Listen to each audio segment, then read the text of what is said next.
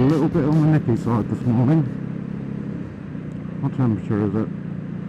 Hope my range is not what I want to know. 10 degrees. It's not as cold as it. Oh, mind you, the bike was just garaged, so apparently when I read my thermostat this morning it was 6 degrees outside.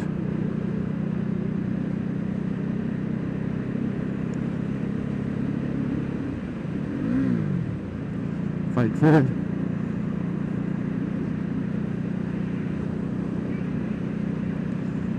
Lovely, lovely fake neutral gear.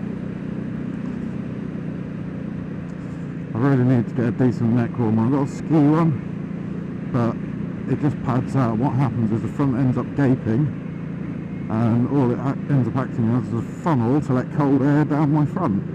So I end up with a cold chest, which is not a fun experience.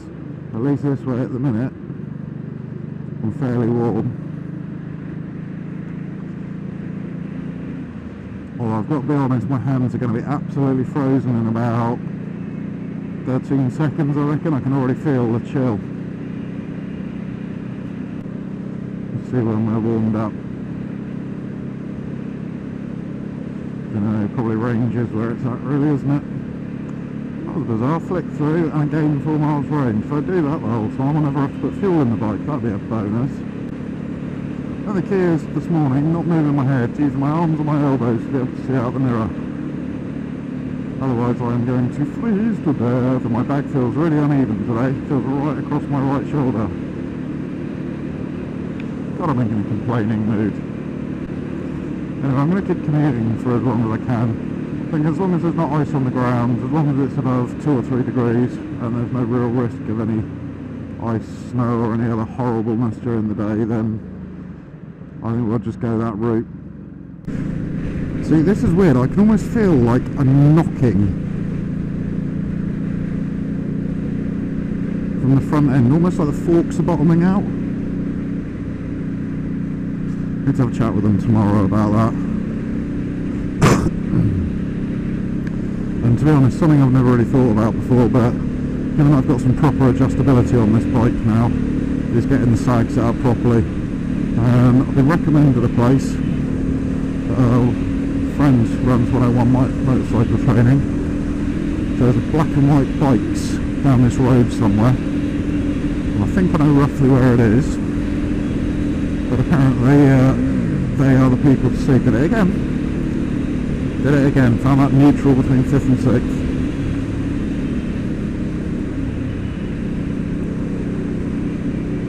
And if anyone knows me, you know that this is the first proper sports-oriented bike. I appreciate it's labelled a sports tourer, but in my opinion this really is just a sport bike for weight-challenged people. In fairness, it's a good bike. If you're a tall rider, if you're long of leg, long of arm, you get a decent seating position on this bike.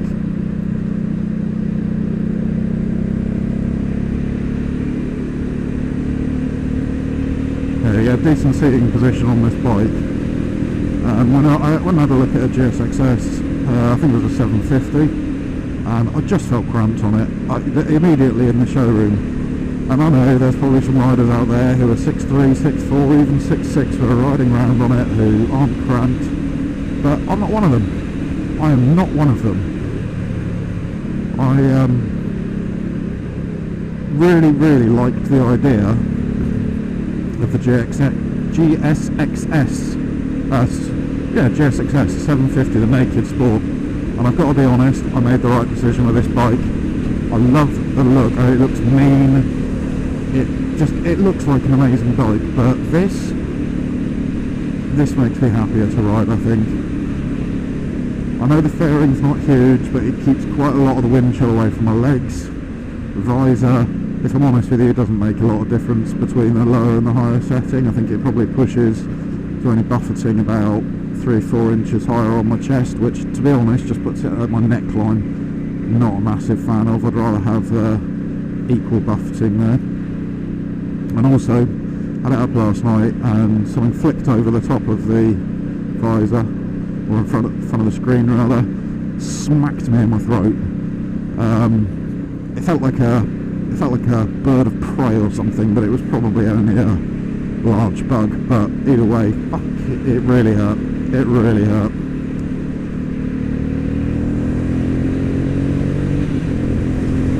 Oh, gotta love the clutchless shifting. I have found that as well, the clutchless shifting in mid-revs, it's actually relatively smooth. You get a bit of a drop and then straight back on it again. The faster you're going, the higher up the rev band you are, you get a noticeable judder.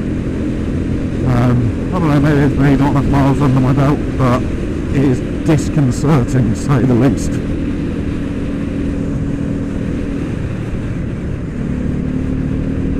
Can't see shit, so I can't see if well, I assume there's no one else coming.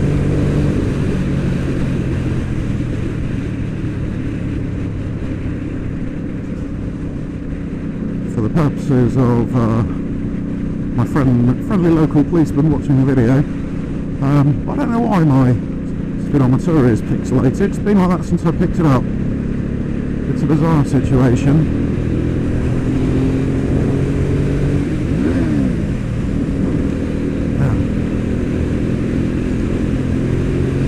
Yeah, it's been like that since I picked it up, which is very weird. I'm going to have to speak to Catty about that.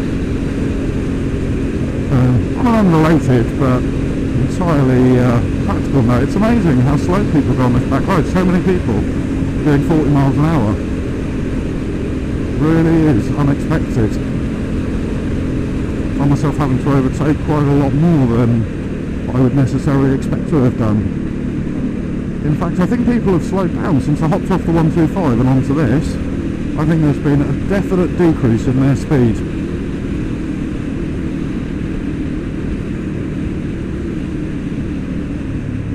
There's a bit of mud in the middle of the road there, beautiful.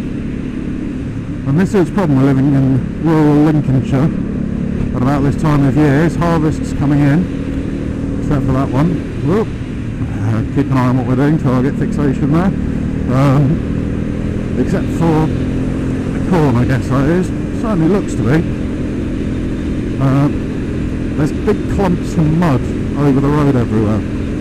And as a general rule, if there's going to be a big clump of mud on the road, it's going to be just around the apex of a blind corner. Or it's going to be just over the brow of a hill. And I was riding home last night, went out for a bit of a blast after work because it was an absolutely beautiful day. And there was a clump of mud that was about the size of my head.